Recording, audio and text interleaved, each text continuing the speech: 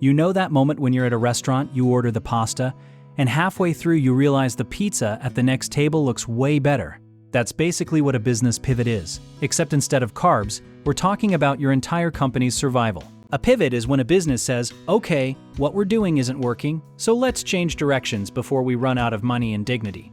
It's not giving up, it's actually one of the smartest moves an entrepreneur can make, kind of like when a chess player sacrifices a pawn to save the whole board. Here's a wild one for you. YouTube started as a video dating site in 2005, where people uploaded videos about their ideal partner. Nobody used it for that, so the founders basically shrugged and said, okay, people are uploading videos of their cats, let's just run with that instead. That's the thing about pivots. Sometimes the market tells you where to go before you even realize you were lost. Your customers are basically leaving you a trail of breadcrumbs, and a good pivot means you actually stop to pick them up instead of marching into the woods anyway. Now here's where a lot of people mess up. They pivot based on a gut feeling instead of actual data. Imagine changing your entire restaurant menu because one random person on Yelp said the soup was mid. That's not a pivot, that's a panic attack with a business plan attached. Good pivots are slow, deliberate, and backed by numbers, customer feedback, and honest self-reflection. You don't flip the whole ship overnight. You tilt it a few degrees, watch what happens, and then decide if you keep turning or course correct again. Netflix is honestly the poster child for this stuff, going from mailing you DVDs in little red envelopes to becoming a streaming giant worth hundreds of billions of dollars. They saw where technology was headed, they had the data on customer behavior, and they made the call before Blockbuster even knew what hit them, which, spoiler alert, was everything. The tricky part is knowing the difference between a pivot and just wandering around confused. A real pivot has a clear why behind it. Something changed in the market, or you discovered a problem you're actually better suited to solve.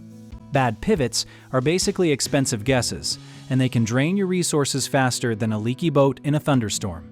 We're talking wasted time, wasted money, and a team full of confused people who don't know if they're building a rocket ship or a sandwich shop anymore. The best entrepreneurs treat a pivot like updating an app on your phone. You keep the core thing people love. You just fix what's broken and add what's missing.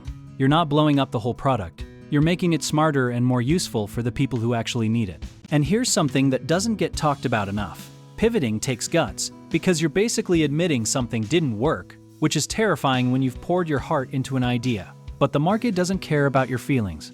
It just cares about whether you're solving a real problem or not. And that kind of brutal honesty is actually a superpower if you embrace it. Think of flexibility as your business's immune system. The more adaptable you are, the better you survive whatever weird curveball the economy throws at you next. Companies that treat their original plan like it was carved into stone tablets tend to become very expensive history lessons.